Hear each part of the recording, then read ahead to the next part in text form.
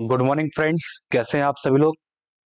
Last time हम लोग relations के बारे में डिस्कस कर रहे थे, जिसमें हमने identity relation, reflexive relation, symmetric relation और एंटी सिमेट्रिक रिलेशंस को डिस्कस कर लिया था।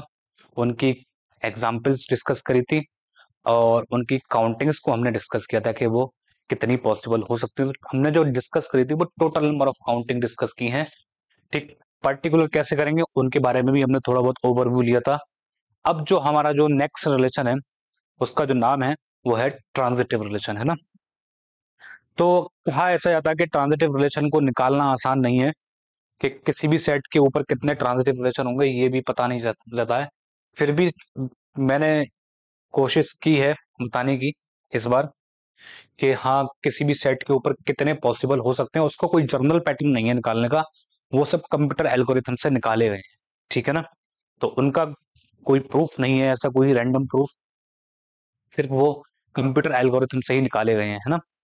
कि किसी भी सेट के ऊपर अगर सेट की कार्डिनलिटी इतनी है तो उसके ऊपर कितने पॉसिबल ट्रांजिटिव रिलेशन हो सकते हैं, तो वो हम डिस्कस करेंगे, ठीक है। तो शुरुआत करते हैं आज के काम की। तो शुरुआत कर रहे हैं हम किससे? ट्रांजिटिव रिलेशन से।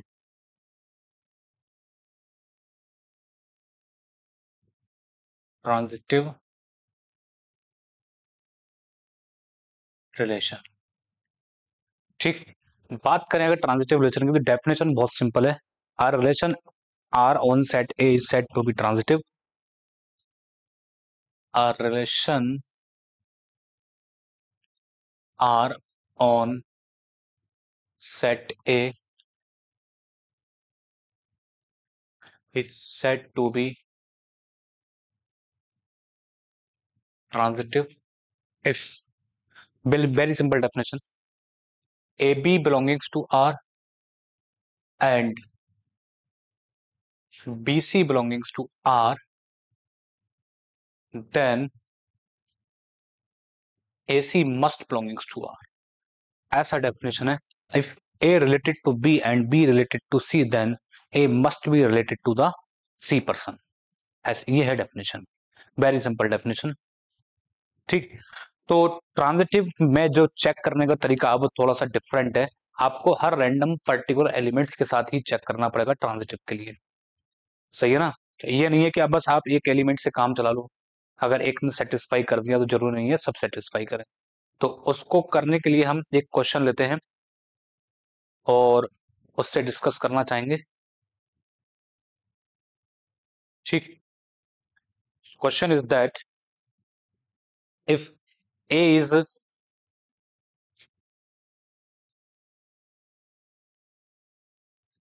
गिवन है 1 2 3, then which of the following is our transitive relation, है ना। then which of the following is our transitive relation। Demand क्या है? पहले ऐसा होना चाहिए if A B and B C अगर दोनों एक साथ आए, यानी कि कहने का मतलब है एक ऐसा वेक्टर यानी कि एक ऐसा टपल जिसका लास्ट टपल और दूसरे वेक्टर का वो पहला टपल हो जाए, है ना, तब उनके बीच में रिजल्टेंट ए सी आना चाहिए। अगर इनमें से एक भी नहीं आया तो फ्री में ट्रांजिटिव हो जाएगा। जब कोई होगा ही नहीं तो चेक किसको करोगे? जब दूसरा कंपटीटर आएगा ही नहीं जिसके साथ चेक करना है, आपको तालमेल बिठाना है, जब वही नहीं होगा तो चेक किसको करेंगे? एसी को क्यों करेंगे, है ना। तो which of the following is our transitive relation? Number A, जैसे कि 1 1, 1 2, 1 1 2, ठीक। फोर्थ वन, फोर्थ वन में आप एग्जाम्पल ले सकते हैं 1 1 2 2 3 3, 1 2 2 1, ठीक। 1 1 2 2 3 3, 1 2 2 1, सही है। फिफ्थ वन एग्जाम्पल बहुत सिंपल है। आ, आप पूरा एक क्रॉस ही ले लीजिए और बताइए, सही है। तो फिफ्थ को आप यहां लिख लीजिए। जगह अच्छी खासी है, ए क्रॉस ए। 6 6 में आप ले लीजिए 1 1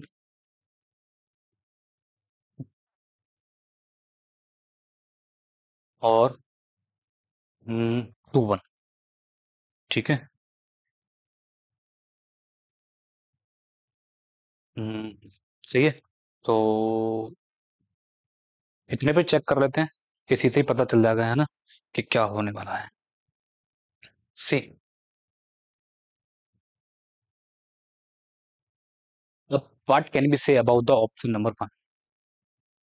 अगर ऑप्शन 1 की बात करें तो according to the definition we must have at least 2 element for applying the transitive relation and getting the resultant like AC, है ना। If AB and BC are in relation, then AC must be in relation. Since here is the only one element, 1 1, so there is no another element like BC. If we treat 1 1 as AB, then there is no another element BC. So there is no need to check AC. So this is the trivially transitive relation. इसके बारे में सोचना ही नहीं है, तो free में transitive हो गया। सही है। अगर आप 1 2 के बारे में कहें तो ये तो सिंगल एलिमेंट है, दूसरा कोई आया ही नहीं इसके साथ कंपेयर होने के लिए, तो ये भी क्या हो गया, फ्री में ट्रांजिटिव रिलेशन हो गया। सही है। 1 1 एंड 2 2। अब यहां पर 2 एलिमेंट तो है, लेकिन उसकी डिमांड क्या है कि ये वाला टपल और ये वाला टपल दोनों कैसे होने चाहिए, उसका लास्ट टपल और इसका पहला टपल सेम। लेकिन इनका लास्ट टपल और इनका पहला टपल सेम ही नहीं है, तो यानी कि ये अपने आप में एकदम सेपरेट एलिमेंट हो गया और ये भी अपने आप में एकदम सेपरेट एलिमेंट हो गया। जब सेपरेट एलिमेंट हो गया तो ये भी फ्री में ट्रांजिटिव हो गया। तो इसके ऊपर भी नहीं सोचना है ज्यादा। यहां देखिए, तो यानी कि जो 1 1 2 2 3 3 एक साथ आ गए, तो ये तो फ्री में ट्रांजिटिव बन जाएंगे, ये 3 एलिमेंट हमेशा बन जाएंगे ना। इनका कोई सा भी कॉम्बिनेशन ले लीजिए 1 1 2 2 3 3 का, वो हमेशा ट्रांजिटिव बनने को तैयार रहेगा। लेकिन यहां पूछा जाएगा, तो जैसे कि ये 1 1 है, तो इसका लास्ट टपल 1 है, इसका पहला टपल कितना है, 1 है। तो 1 1 को 1 2 के साथ ऑपरेट कराएंगे, 1 से 1 कैंसिल होने के बाद ये आ जाएगा 1 2। 1 2 is the member of what, R का ही मेंबर है। तो 1 1 ने और इसकी पेयरिंग ने तो पास कर दिया, 2 2 पे आ जाइए। तो 2 से स्टार्ट होने वाला और कौन है, ये है 2 2, और 2 1 के साथ 2 से 2 कैंसिल होके सेपरेट होके कितना आ जाएगा, 2 1। तो फिर से 2 1 उसमें प्रेजेंट है, 3 3 के साथ तो कोई दिक्कत है ही नहीं। सही है। तो यानी कि इसने भी क्या कर दिया, ट्रांजिटिव बनने को हाँ कर दिया। 3 3 से तो चेक करना ही नहीं है, 3 3 तो फ्री में हो जाएगा, है ना। तो ये वाला जो है वो भी क्या हो गया, अपने आप में ट्रांजिटिव रिलेशन बन गया। सही है। फोर्थ, ए क्रॉस ए। ए क्रॉस ए तो बनता ही है, इसमें तो कुछ सोचने वाली बात है ही नहीं। ठीक। 1 2, ये देखिए, इस पे देखिए, अगर इस वाले टपल को पहले लिया जाए तो 1 से स्टार्ट होने वाला कोई भी टपल नहीं है ना। अगर मैं 2 1 को कंसीडर करूं पहले, तो ये 1 1 इसके पीछे आ जाएगा, 1 से 1 कैंसिल होके 2 1 बन गया। 2 1 तो इसी का ही मेंबर है ना, तो ये वाला क्या हो गया, ट्रांजिटिव रिलेशन बन गया। सही है। तो ये भी ट्रांजिटिव बन गया। तो बना कौन नहीं फिर, यहाँ तो सब बन गए। तो एक ऐसा एग्जाम्पल लेते हैं जिसमें कोई भी ट्रांजिटिव रिलेशन ना बने, है ना। देखिए, एकदम सिंपल है, मैं इसी के ऊपर थोड़ा सा मॉडिफिकेशन कर रहा हूं। मैंने क्या करा, 1 1 2 1 और इसको 1 2 भी दे दिया साथ में।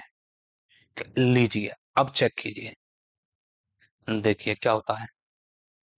तो देखो आप 1 1, तो ये 1 1 से स्टार्ट है, ये भी 1 से स्टार्ट है ना। 1 1 1 2 कैंसिल आउट होके कितना आ गया, 1 2। 1 2 is the member of R. ठीक है, कोई दिक्कत नहीं, 1 1 ने सेटिस्फाई कर दिया। इसके पास गए 2 1 के पास, 2 1, और वो स्टार्ट कितने से है, तो 2 से स्टार्ट होने वाला और कोई है,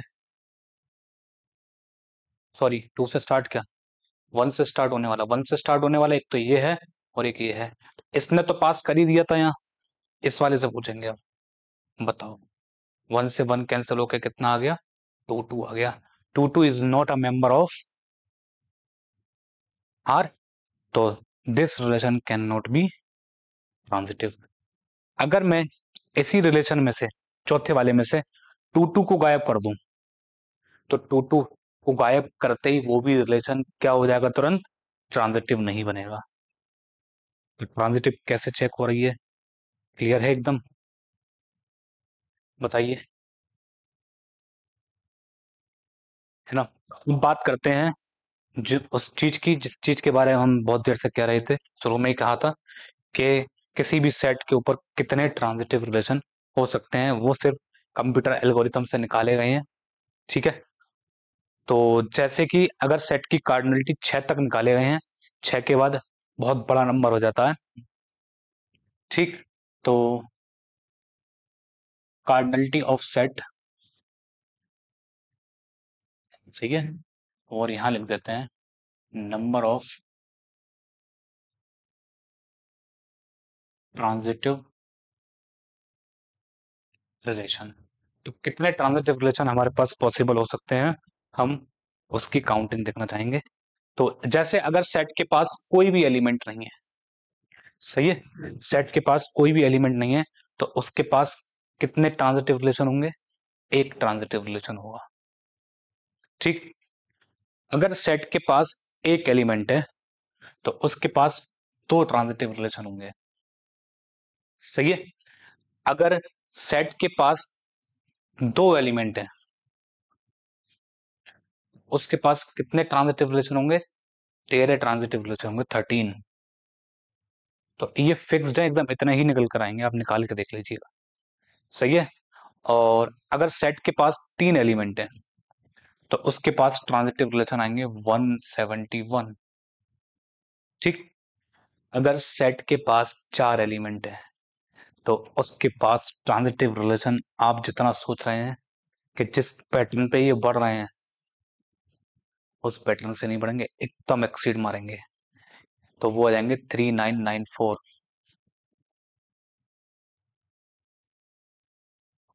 सही है। इतने, अगर सेट के पास चार एलिमेंट है तो इतने ट्रांजिटिव रिलेशन बनने वाले हैं।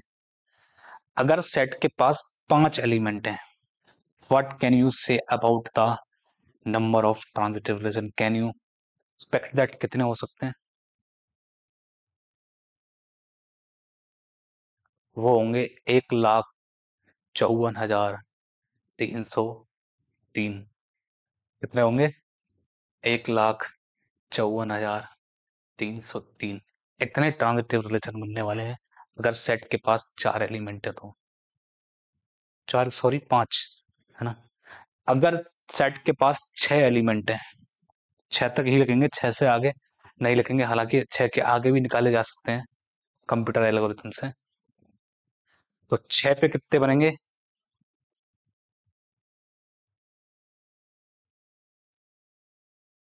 94,15,189।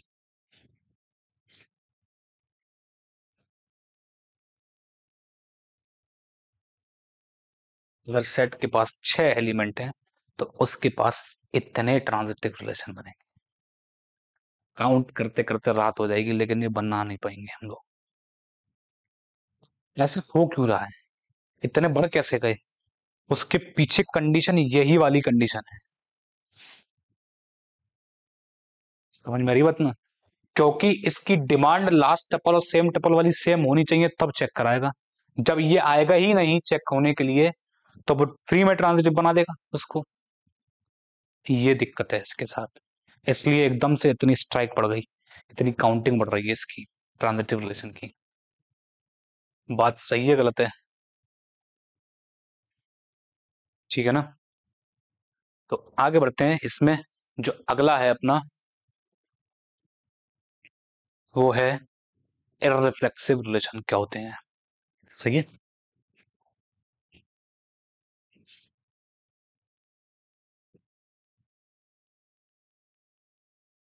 इररिफ्लेक्सिव रिलेशन, ठीक। A relation R on set A is said to be irreflexive.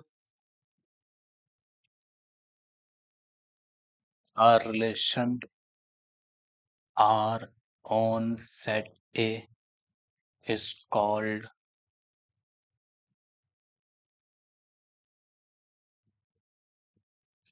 irreflexive if reflexive के लिए a a must belongings to R होता है, यहाँ पर a a must not belongings to R होता है, बस ये नहीं आए for all a belongings to A, तो रिलेशन कैसा हो जाएगा, इररिफ्लेक्सिव हो जाएगा। तो उनकी काउंटिंग क्या रहने वाली है, सही है। तो अगर पीछे वाले क्वेश्चन से देखें तो कौन कौन से इररिफ्लेक्सिव बनेंगे, ये वाला बन जाएगा इररिफ्लेक्सिव, है ना, ठीक। और बस यही बनेगा एक, क्योंकि बाकी सब तो आगे वन वन इसमें प्रेजेंट है, वन वन टू टू इसमें प्रेजेंट है, इसमें one one two two three three भी प्रेजेंट है, इसमें भी वन वन है, one one two two three three भी है, इसमें वन वन प्रेजेंट है ना। तो केवल और केवल कौन सा वाला बनेगा, दूसरा वाला जो ऑप्शन है इसमें, वही बनेगा हमारा इररिफ्लेक्सिव, ठीक। तो बात आती है काउंटिंग की, काउंटिंग कैसे निकाली जाए, है ना।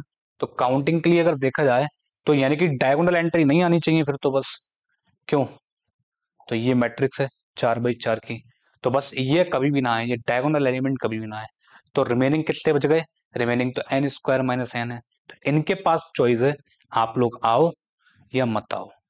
तो यानी कि diagonal n diagonal element having only one choice and remaining n square minus n having two choices, है ना।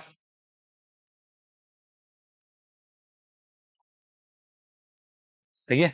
तो कैसे कह सकते हैं, n diagonal entry have only one choice and remaining n square minus n non-diagonal entry have two choices, है ना। So therefore total choices कितनी हो गई, 2 की power n square minus n, ठीक।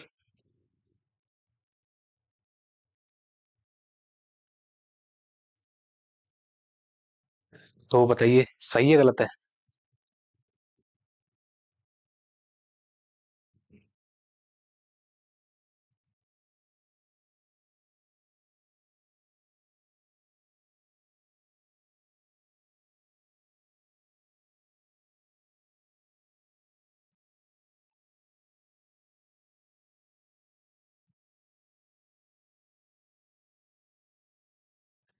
आगे बढ़े।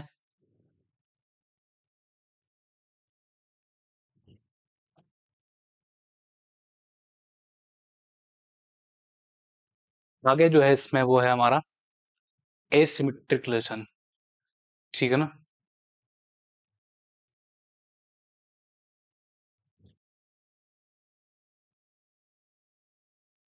अगला जो है वो है एसिमेट्रिक, है ना।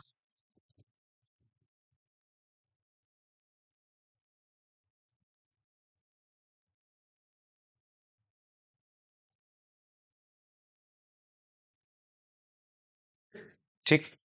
तो बात करते हैं एसिमेट्रिक की। R relation R on set A is called anti asymmetric, सही है। R relation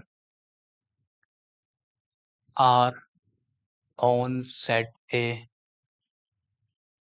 is called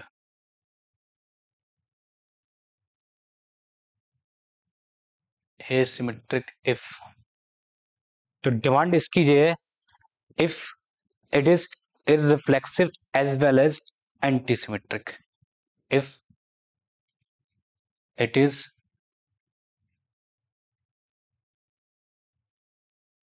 irreflexive plus antisymmetric, ये इसकी डिमांड है, सही है, एसिमेट्रिक की। ठीक, then how many relations are there which are anti कह रहा हूं asymmetric relations. So if we can find out easily, if A have an element, then number of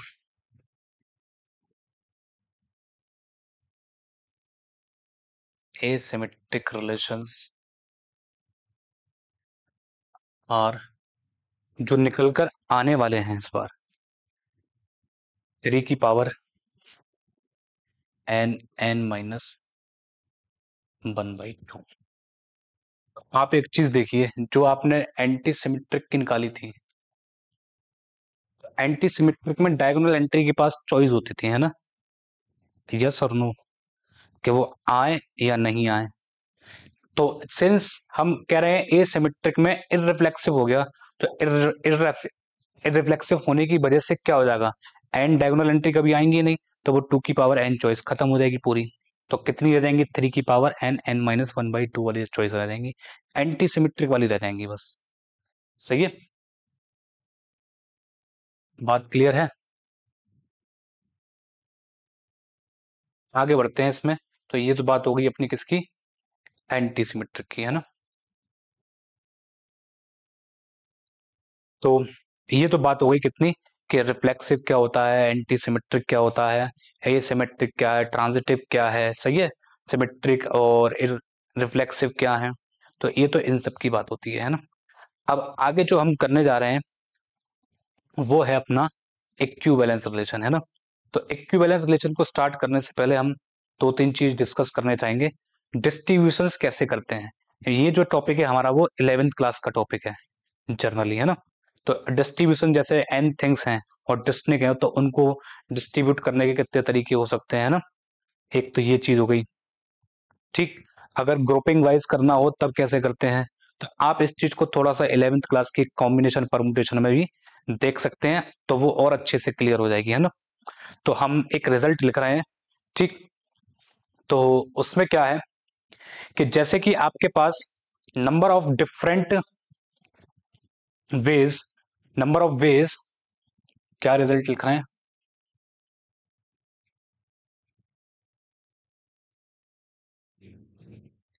number of ways किसके, of dividing m plus n object, of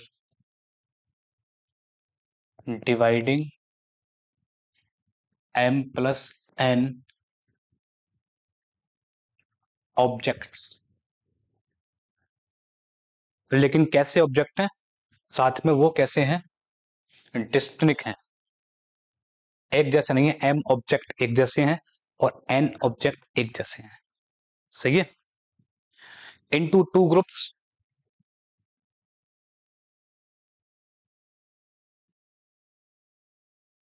such that first group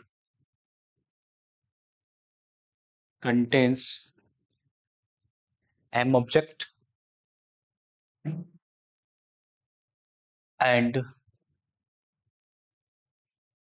second group contains n objects. Remaining जो बच गए total m plus n है, तो m तो आपने पहले group को दे दिए, तो रह कितने गए, n रह गए, तो वो आपने दूसरे को ग्रुप को दे दिए. एंड वेयर एंड गिवन है कि m और n आपस में इक्वल नहीं है. सही है, इज इक्वल्स टू. ठीक, जब आप डिस्ट्रीब्यूशन करेंगे तो यहां पर जो है ऑर्डर इज नॉट मैटरिंग, है ना, ऑर्डर मैटर नहीं कर रहा है ना. अगर ऑर्डर मैटर करेगा तो और ज्यादा दिक्कतें आएंगी. ठीक है, तो हम केवल और केवल डिफरेंट वे में है, ये नहीं है कि आपने आगे पीछे कर दिया तो वो चीजें बदल जाएंगी, नहीं, रहेंगी उसी तरीके की फिर. ठीक, तो कहने का मतलब ये है, ऑर्डरिंग मैटर का मतलब, अगर आप ऑर्डर मैटर करते हैं तो ए बी और बी ए दो अलग चीजें हैं, और अगर आप ऑर्डर मैटर नहीं करते हैं तो ए बी और बी एक ही चीजें हैं, क्योंकि ये एक ही साइकिल पे बैठी हुई चीजें हैं, ए और बी ए बी लिखो चाहे बी ए लिखो, एक ही चीज है फिर। सही है, तो ये है ऑर्डर मैटर का मैटर मतलब। सही है, तो इज इक्वल्स टू, आपके पास टोटल पहले कितने थे, m प्लस एन ऑब्जेक्ट्स, तो आपने पहले ग्रुप में कितने दिए हैं, m, तो उनको चुनने के कितने तरीके, how many ways are there choosing m object out of m plus n, तो उनको चूज करने के तरीके हैं m plus n C m multiply, रह कितने गए रिमेनिंग, रिमेनिंग आपके पास बचे n ऑब्जेक्ट। ठीक, तो n को n ही में से चूज करना पड़ेगा, तो multiply by NC n, so we can say that finally how much it is becoming, m plus n factorial divided by m factorial। ठीक, तो पहला रिजल्ट तो हमारा ये है कि number of ways dividing m plus n distinct object into two groups such that first group containing m objects and second group containing n object, तो उनको अरेंज करने के इतने तरीके होंगे। ठीक, नाउ इसी रिजल्ट को अगर एक्सटेंड करें तो नंबर ऑफ रिपीटेशंस भी आ सकता है, तब उस केस में ये जो रिजल्ट है वो कैसा एक्सटेंड होता है, हम उसको डायरेक्ट लिख रहे हैं। ठीक है, ज्यादा डिटेल में चाहिए तो आप लोग 11th-12th की क्लास की बुक में भी इसको देख सकते हैं। ठीक, तो ये 11th क्लास का टॉपिक है, हम उसमें इंटरेस्टेड नहीं है बिल्कुल भी।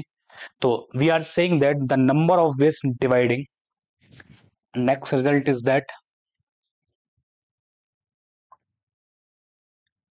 नंबर ऑफ ways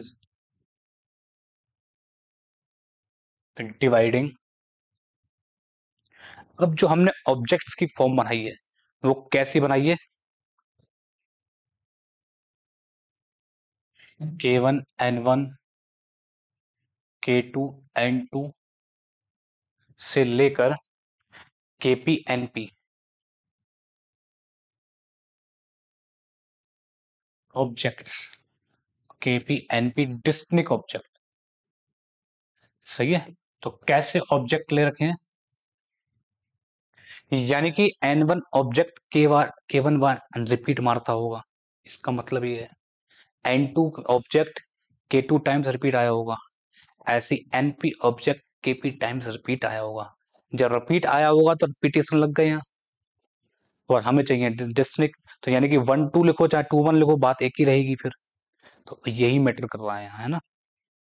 सही है, इनटू कितने ग्रुप में बांटना है, k1 plus k2 plus k3 से लेकर इनके जो कोफिशिएंट्स हैं इन सबके, इतने ग्रुप में हमें इनटू ग्रुप्स, इतने ग्रुप में हमें इनको डिस्ट्रीब्यूट करना है, where each k i group containing n i object, है ना। चलो, हमने उस टाइम एन वर को k1 बार रिपीट मार दिया, यहाँ पे लैंग्वेज में हमने चेंज कर लिया है। सो ये ग्रुप्स वेयर, क्या बोला है, ईच के आई ग्रुप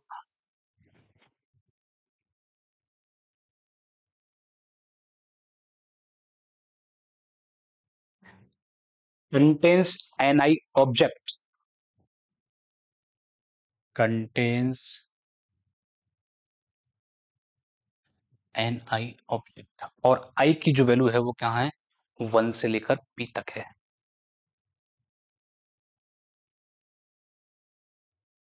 ठीक है, इक्वल्स टू, तो फाइनली हम फॉर्मूला लिखने जा रहे हैं।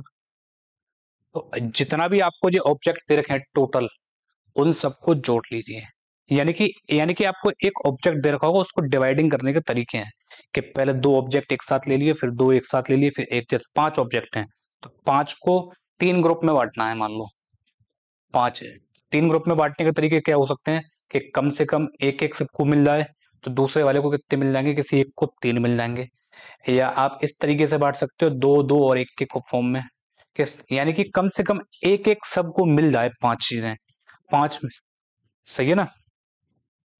तो ये है कहने का मतलब इक्वल्स टू, तो वो जो बनेंगी वो कितनी बनेंगी, ये जो पूरी आइडेंटिटी है ये इक्वेशन, इसके ऊपर factorial k1 n1 k2 n2, एक एप्लीकेशन करेंगे अभी इसका, उसमें क्लियर हो जाएगा कि ये कैसे काम करती है। फैक्टोरियल डिवाइडेड बाई, सही है, एन n1 फैक्टोरियल की पावर k1, क्या बोलेंगे, n1 फैक्टोरियल की पावर k1, ऐसे ही सेम n2 फैक्टोरियल की power k2 into n2 factorial की पावर k2, और कहां तक जाएंगे इसको लेके, np फैक्टोरियल की पावर kp। इतनी बात सही है। तो इतने एलिमेंट रिपीट मारेंगे k1 times k2 times k3 times में, तो जो रिपीटेशन आएगा तो उससे डिवाइड कर दो, तो वो आ जाएगा k1 factorial k2 factorial k3 factorial और कितना k4 फैक्टोरियल। तो ये है हमारा मेन फॉर्मूला, समझ में आ रही बात। तो इसी फॉर्म में से हम आगे जाके ऑन टू फंक्शन निकालेंगे, हालांकि वहां पे एक और फॉर्मूला होता है ऑन टू फंक्शन निकालने का, लेकिन हम फिर भी इसी फॉर्मूले का यूज करके ऑन टू फंक्शन इजिली निकाल देंगे तुरंत। वहां उस फॉर्मूले को याद करना पड़ता है, यहाँ हमारी इतना प्रैक्टिस में होगा कि हम तुरंत निकाल के ले जाएंगे, ठीक है ना। ठीक, तो क्वेश्चन ये है now, in how many different ways, in how many different ways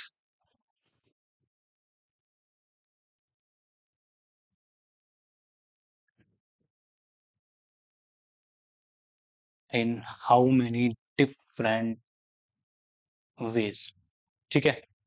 5 distinct chocolate, आप 5 तरीके की अलग अलग चॉकलेट ले लीजिए, है ना, 5 डिस्टिंक्ट चॉकलेट्स, है ना, हाँ CHO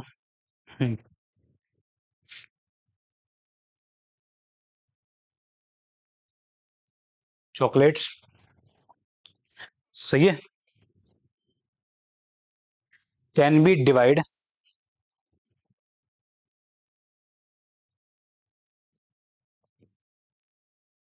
can be divide among 3 person, can be divide among 3 persons such that everyone get at least one chocolate, such that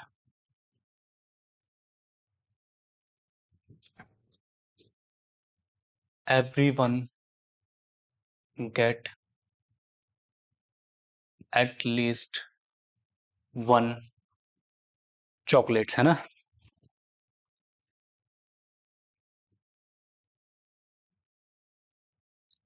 ये है बिल्कुल जो मैंने अभी 5 का डिस्ट्रीब्यूशन करा था उसी पे ही ले लेते हैं ना। 5 अलग अलग तरीके की चॉकलेट हैं और 3 लोगों में बांटनी है, ठीक, ABC में मान लीजिए, तो कम से कम सबको एक मिलनी ही चाहिए, है ना। तो 5 को डिस्ट्रीब्यूट करने के तरीके हैं 1+2+2, कि कम से कम कोई से 2 पर्सन 2 ले लें, एक एक ले लें, या फिर कोई से 2 पर्सन एक एक ले लें और कोई एक 3 ले लें। तो मिलके 5 चॉकलेट बट जाएंगी कम से कम, जिसमें एक व्यक्ति पे कम से कम एक चॉकलेट जरूर आनी चाहिए, एक से ज्यादा कितनी भी आए उससे कोई फर्क नहीं है, लेकिन तीनों पर्सन के पास कम से कम एक चॉकलेट आनी ही चाहिए, ठीक। तो ये ग्रुपिंग हो गई, पहली ग्रुप ये हो गई और दूसरी ग्रुप ये हो गई, और दोनों का डिस्ट्रीब्यूशन कैसा है, एकदम अलग अलग, है ना। तो number of ways for first group कितने आए, number of ways for first group कितने हो गए? तो टोटल तो 5 ही है, टोटल तो 5 है, लेकिन 5 को डिस्ट्रीब्यूट करने का तरीका है 1 2 2। तो दो दो के ग्रुप कितने बने हैं? दो दो के दो ग्रुप बने हैं। तो यही तो लिखा है each k i group contains n i element. तो एक ग्रुप ऐसा बना है पहले ग्रुप को, तो टोटल तो 5 ही है, लेकिन उस 5 पे डिस्ट्रीब्यूशन कैसा है? 1 एक बार है, 2 दो बार है। तो एक फैक्टोरियल तो ऐसे ही रहेगा, और 2 फैक्टोरियल की पावर 2, और जो भी पावर आएगी एक से ज्यादा, हालांकि यहाँ पे 1 फैक्टोरियल की पावर 1 लिखी जाएगी, तो 1 फैक्टोरियल से ही डिवाइड होगी ऐसे करके। 1 फैक्टोरियल और 2 फैक्टोरियल, तो जिसके ऊपर पावर 1 है तो उसको तो लिखने का मतलब ही नहीं है, क्योंकि वो 1 फैक्टोरियल से डिवाइड करेगा, है ना। तो on solving we get what? Total number of ways are there, how many there? 15 ways, ठीक है ना। तो ये हो जाएगा कितना? 120/8, ठीक। तो how many ways are there? तो फर्स्ट ग्रुप के डिस्ट्रीब्यूशन पे 15 तरीके ऐसे होंगे, ठीक। तो ये जो रीअरेंजमेंट है वो फिक्स किया गया है कि पहले व्यक्ति को एक, दूसरे को दो, तीसरे को तीन मिले, सॉरी, तीसरे को भी दो मिले। अब ये भी तो आपस में कम्यूट करेंगे, तो जब जब तो टोटल तरीके कितने होंगे? 15 × 90, 90 तरीके से बटेंगे ये पहले ग्रुप में, कायदे में तो। सही है, क्योंकि अब यहाँ तो आपने पहले व्यक्ति को एक दे दी, दूसरे को दो, तीसरे को भी दो दे दी। ऐसा भी तो हो सकता है कि पहले वाले को दो मिल जाए, दूसरे वाले को एक, तीसरे वाले को दो मिल जाए। ऐसा भी तो हो सकता है कि भाई पहले दूसरे वाले को दो दो मिल जाए, तीसरे वाले को एक मिल जाए। तो ये कितने तरीके से आपस में कम्यूट कर सकते हैं? दे कम्यूट विद 3 फैक्टोरियल्स वे, है ना। तो 6 तरीके से ये आगे पीछे घूम सकते हैं अपने क्रम को लेकर। तो टोटली वैसे तो 90 होंगे, तो हम उसको फाइनली सम अप कर देते हैं पूरा, है ना। तो हम करते क्या है इसमें, अलग अलग जो ग्रुपिंग है उस पर डिस्ट्रीब्यूशन निकाल देते हैं, और कितने कितने लोगों में बांटी गई है उतने फैक्टोरियल से मल्टीप्लाई कर देते हैं, ऐड करके सब। तो number of ways for second group, तो ये आ गया number of ways for second group, कितने हो गए? तो यहाँ पे तो 5 फैक्टोरियल है ऐसे ही, ठीक। और नीचे कितना आ जाएगा? 1 फैक्टोरियल का स्क्वायर इंटू 3 फैक्टोरियल और इंटू 2 फैक्टोरियल। तो सॉल्व करके कितना आ गया? 120/6 इंटू 2 मिलकर 10। 10 तरीके से ऐसे हैं कि जब पहले व्यक्ति को एक, दूसरे व्यक्ति को एक और तीसरे व्यक्ति को तीन दी गई हैं, तो 10 तरीके से ऐसे बांट सकते हैं। तो how many veg they can commute? 6 तरीके से। तो 60 इनके हो गए और 90 इनके हो गए, तो टोटल कितने हो गए? 150। तो हम लिख देते हैं फाइनली टोटल वेज आर, तो 15 + 10 इंटू 3 फैक्टोरियल, 25 × 6, 25 × 50। तो 150 तरीके ऐसे होंगे जब 5 चॉकलेट 3 लोगों में बांटी जाए और सबको कम से कम एक एक चॉकलेट मिले। सही है, तो ये है हमारे रिजल्ट का गेम, ठीक। तो आगे बढ़ते हैं। आगे जो अपना टॉपिक है उसका नाम है इक्विवेलेंस रिलेशन, ठीक है ना।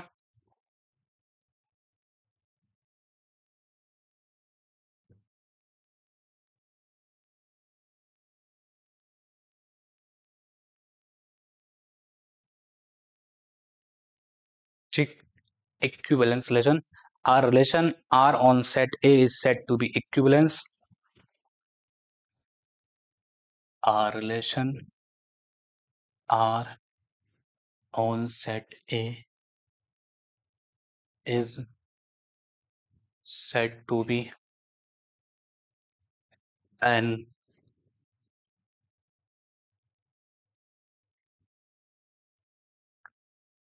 Equivalence relation if it is number one, सबसे पहले तो वो रिफ्लेक्सिव होना चाहिए। नंबर दो, हालांकि हम ये लोग पढ़कर आए हैं, सही है, तो बहुत अच्छे से पढ़ते हैं, 12th में भी बहुत अच्छे से पढ़ा है, यूजी में भी बहुत अच्छे से पढ़ा है, पीजी में भी बहुत अच्छे से पढ़ा है, सही है। पीजी में आपने डिस्क्रीट में पढ़ा होगा, वहां पे बस क्या है, आपने पार्शियली ऑर्डर रिलेशन पढ़ा होगा, बस इक्विवेलेंस रिलेशन भी वैसे वहां पे है, वहां पे भी डिस्क्रीट मैथ्स में है ना। नंबर तीन, वो क्या होना चाहिए, ट्रांजिटिव होना चाहिए। ये तीन चीजें सेटिस्फाई होनी चाहिए, किसके लिए, इक्विवेलेंस रिलेशन के लिए। ठीक, अगला जो है इसमें वो है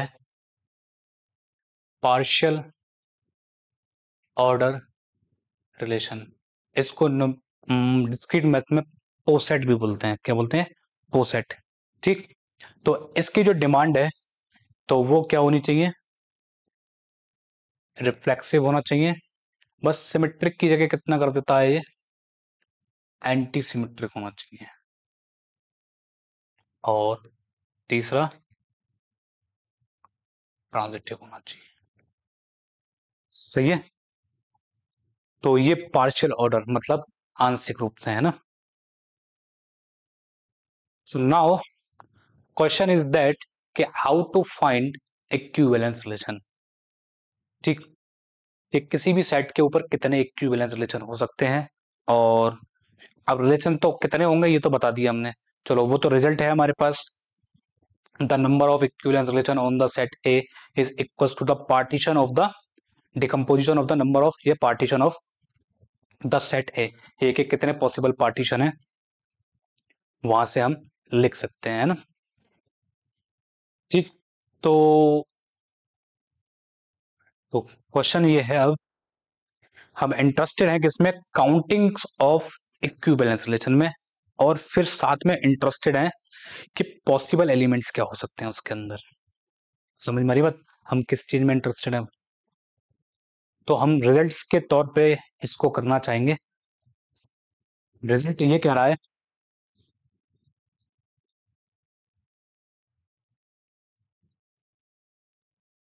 तो रिजल्ट हमारा कह रहा है, number of equivalence relation on set any set A, number of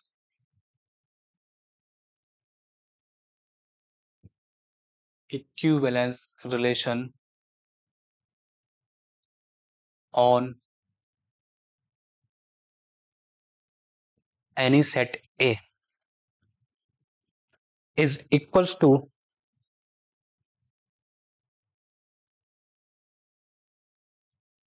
what, partition of the set ए, है ना। द नंबर ऑफ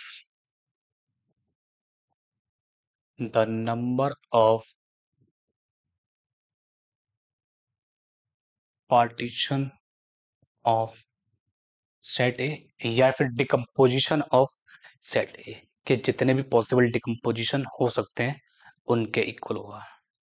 ठीक है, तो हम लिख देते हैं, वैसे तो बहुत सारे बना सकते हैं इजीली, कोई दिक्कत नहीं है, फिर भी हम डायरेक्ट लिख देते हैं कि किस सेट पर क्या हो सकता है ना। तो यहाँ पे लिख दिया हमने, कार्डिनलिटी ऑफ ए कितनी होगी वो ले रहे हैं, फिर number of equivalence relation on A, number of equivalence relation on A, and हम लिख रहे हैं पॉसिबल नंबर ऑफ एलिमेंट्स,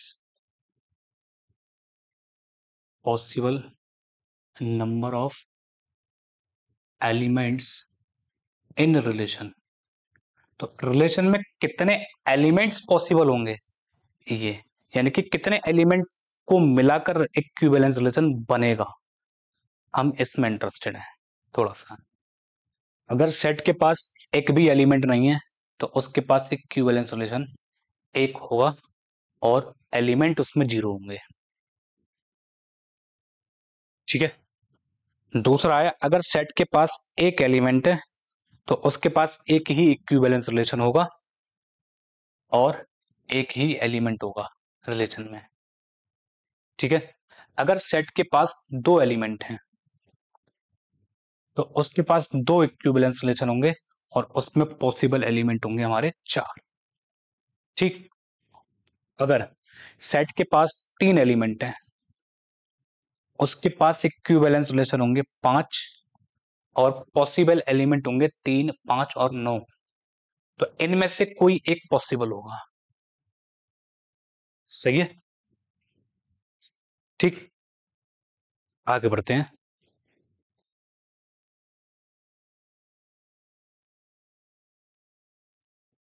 अगर सेट के पास चार एलिमेंट हैं, उसके पास जो इक्विवेलेंस रिलेशन बनेंगे वो 15 बनेंगे। ठीक। और पॉसिबल एलिमेंट होंगे चार, छ, आठ, 10 और 16। चार, छ, आठ, 10 और 16। अगर सेट के पास पांच एलिमेंट हैं तो उसके पास जो टोटल नंबर ऑफ इक्विवेलेंस निकल कर आएंगे वो निकल कर आएंगे 52। ठीक। पॉसिबल एलिमेंट पांच, सात, नौ, 11, 13। पांच, सात, नौ, 11, 13। 13 के बाद सीधे आएंगे 17 और फिर 25। ठीक। सही है। छह पे। अगर सेट के पास छह एलिमेंट है तो उसके पास total number of equivalence relation होंगे 203। 203 एलिमेंट्स, सॉरी एलिमेंट्स कह रहा हूं, 203 रिलेशन उसके पास बनेंगे इक्विवेलेंस। अब पॉसिबल एलिमेंट रहेगा 6, 8, 10, 12। 6, 8, 10, 12। ठीक। उसके बाद सीधे 14, 18, 20। 14, 18, 20 और 26 और 36। सही है। ये उसके अंदर पॉसिबल एलिमेंट्स रहने वाले हैं। ये तो हमने बात कर ली कि चलो भाई आपने डायरेक्ट हमें बता दिया शॉर्टकट के बेस पर कि इतने होंगे। अब क्वेश्चन सबसे बड़ा ये है कि हाउ टू फाइंड देम, उनको निकाला कैसे जाए, है ना। तो एक वर्किंग एग्जांपल ले लेते हैं। ठीक है। तो P6 के ऊपर ही निकाल देते हैं ना। अगर सेट के पास छह एलिमेंट हैं तो उसके पास क्या क्या पॉसिबिलिटी होगी हम यही चेक कर लेते हैं। हाँ। तो क्वेश्चन कैसे लिखें? If a set containing six element, a set containing six element. ठीक। Find all equivalence relation with possible element, है ना। Find all equivalence relation with all possible elements. ठीक है। ये हमसे पूछा गया है,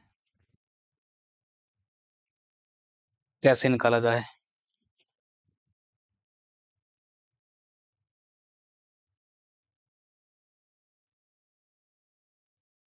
सबसे पहले आपको क्या करने हैं, पार्टीशन ऑफ सिक्स करने हैं। सिक्स के पार्टीशन कैसे होंगे? तो पार्टीशन का सेंस ये है कि सिक्स को आप किस किस तरीके से तोड़ सकते हैं, ये है पार्टीशन का मतलब। P6। तो आप छह को छह लिख सकते हैं, कोई दिक्कत नहीं है ना। छह को आप पांच प्लस एक लिख सकते हैं, फिर चार प्लस दो लिख सकते हैं, चार प्लस दो की जगह, तो पहले आप चार की जगह दो को स्प्लिट कर लीजिए वन प्लस वन में। ठीक है। जिस क्रम में मैं कर रहा हूं आप उसी क्रम में करें तो ज्यादा बेहतर होगा, है ना। गलती होने के चांसेस सबसे कम होंगे।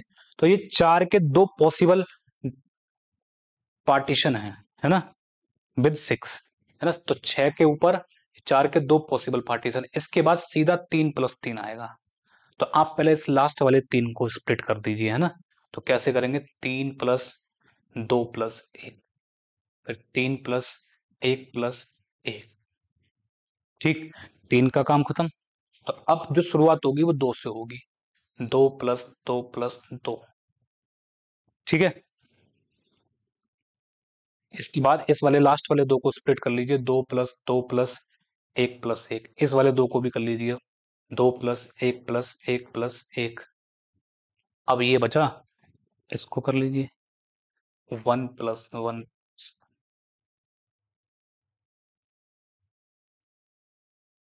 इस तरीके से 6 के पार्टीशन पॉसिबल होंगे।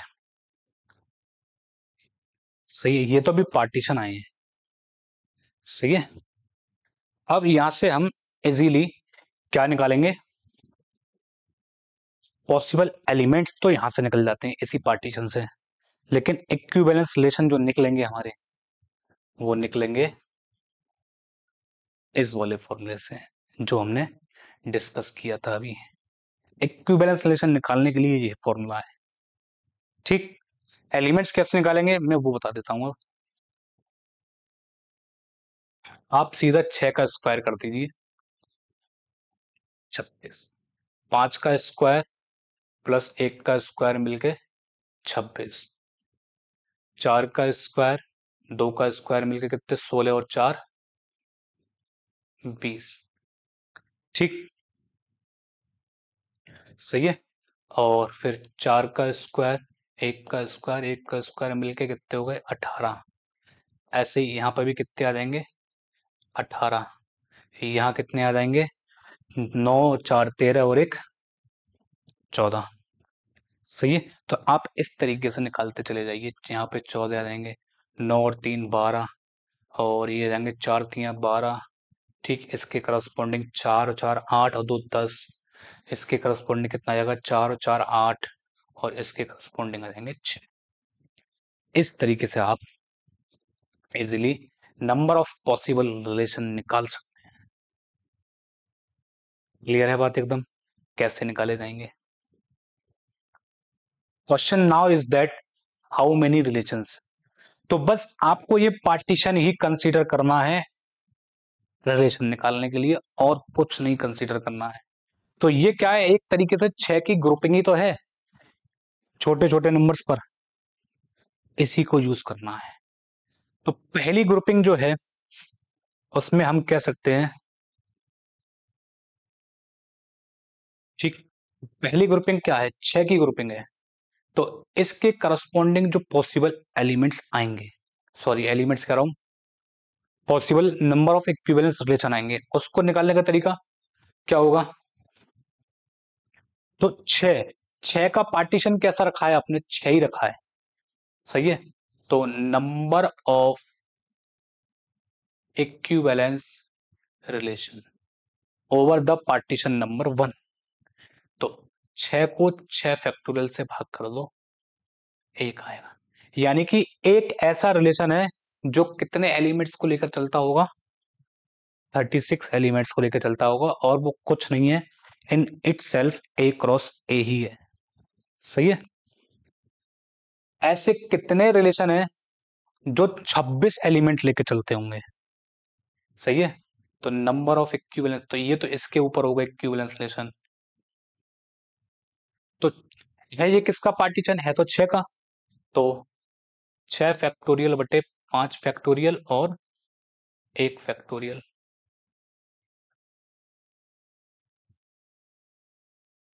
सॉल्व होके 6 आएगा। यानी कि 6 रिलेशन ऐसे हैं जिनके पास 26 एलिमेंट होंगे, समझ में आ रही बात। 6 रिलेशन ऐसे हैं जिनके पास कितने एलिमेंट रहने वाले हैं, 26 एलिमेंट रहने वाले हैं। How many relations are there having 20 elements, number of equivalence relation. तो 20 का जो पार्टीशन है वो 4 और 2 का पार्टीशन है, 4 और 2 का, तो 6 फैक्टोरियल बटे 4 फैक्टोरियल इंटू 2 फैक्टोरियल, इसको सॉल्व कर दो जो भी आएगा, और सॉल्व होके जा जाएगी कितनी, 15। तो 15 रिलेशन ऐसे हैं जो एग्जैक्टली कितने एलिमेंट्स को लेकर चलते होंगे, 20 एलिमेंट को लेकर चलते होंगे, सही है। How many relations are there containing 18 element. तो 18 इस वाले पार्टीशन से भी है और 18 इस वाले पार्टीशन से भी है, तो इन दोनों के अलग अलग निकाल के ऐड कर दो। तो इस पार्टीशन के करस्पॉन्डिंग कितने आएंगे? तो ये 4 एक एक का पार्टीशन है ना, तो 6 फैक्टोरियल बटे 4 फैक्टोरियल, 1 फैक्टोरियल का स्क्वायर और इंटू 2 फैक्टोरियल, क्योंकि स्क्वायर आ गया ऊपर। तो सॉल्व करने के बाद जो भी आया आप देख लो इसको कितना आएगा। सॉल्व होने के बाद ये भी आएगी कितनी, 15। तो 15 रिलेशन ऐसे हैं अगेन जो 18 एलिमेंट्स लेते आते हैं, और इसके करस्पॉन्डिंग कितने आएंगे, 6 फैक्टोरियल बटे ये है 3 और 3 का, तो 3 फैक्टोरियल का square into 3 factorial, 2 factorial. Solve कर लो इसको, तो इस पे आएंगे 10, तो टोटल कितने हो गए, 25। तो 25 रिलेशन ऐसे होंगे जो 18 एलिमेंट्स को कंटेन करते होंगे। ठीक, ऐसे ही आप क्या निकालेंगे, 14 के ऊपर 12 वाले एक साथ निकाल लो। तो ये प्रोसेस रहती है इक्विवेलेंस रिलेशन निकालने की। सबके करस्पॉन्डिंग निकाल लो और लास्ट में जाके उनको सम अप कर दो। सही है। तो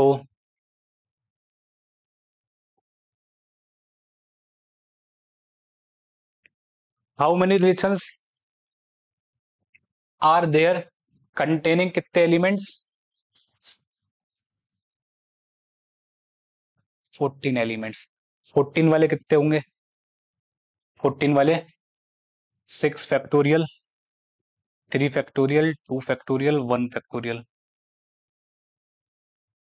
ठीक है, तो ये आ जाएंगे कितने, 60 एलिमेंट, 60।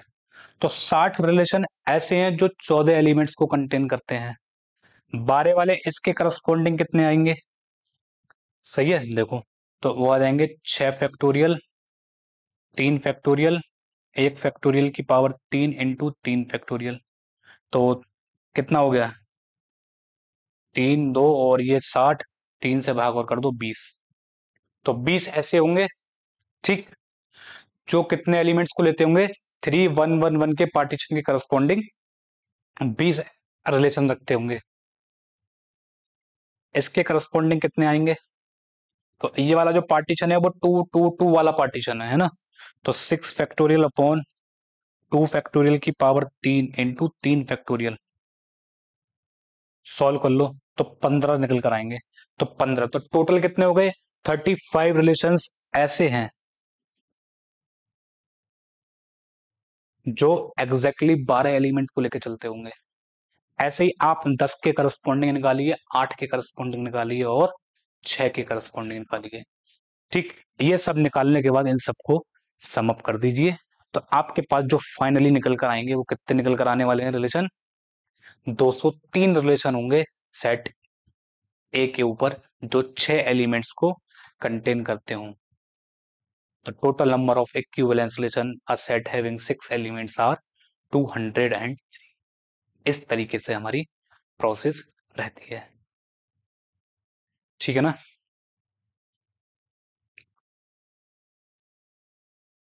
तो ये बात रही हमारी रिलेशंस की। इसी के साथ हमारा जो है रिलेशन का काम तो फिनिश होता है। ठीक, अब जो हमारा नेक्स्ट टॉपिक रहने वाला है वो है हमारा फंक्शंस। ठीक, रिलेशन तो हमने डिस्कस कर लिया। अब इसके बाद जो नेक्स्ट टॉपिक रहता है वो फंक्शन। उसमें हम लोग डोमेन, कोडोमेन क्या होते हैं, ये रेंज क्या होती है, वन वन फंक्शन क्या है, ऑन टू फंक्शन क्या है, बाइजेक्टिव फंक्शन क्या है, और उनकी काउंटिंग कैसे निकाली जाती है, ये सब चीजें हम डिस्कस करेंगे नेक्स्ट लेक्चर में। ठीक है, तो अभी के लिए इतना ही, मिलते हैं फिर नेक्स्ट लेक्चर में। अगर आप लोगों को कोई डाउट्स है या आपको कोई क्वेश्चन डिस्कशन करना है या कोई आपको कॉन्सेप्ट की जानकारी लेनी हो डिटेल में, तो आप हमें व्हाट्सएप पे मैसेज करके भी बता सकते हैं कि इस टॉपिक के ऊपर आप थोड़ा सा डिस्कस कर लीजिए। ठीक है, तो I will try by best कि मैं आप लोगों की क्यूरीज को ज्यादा से ज्यादा सॉल्व करने की कोशिश कर पाऊं। ठीक, तो आप मुझे व्हाट्सएप पे मैसेज करके भी बता सकते हैं कि ये चीज आप थोड़ा सा बता दीजिए। ठीक, I will try my best for you. मिलते हैं फिर नेक्स्ट लेक्चर में।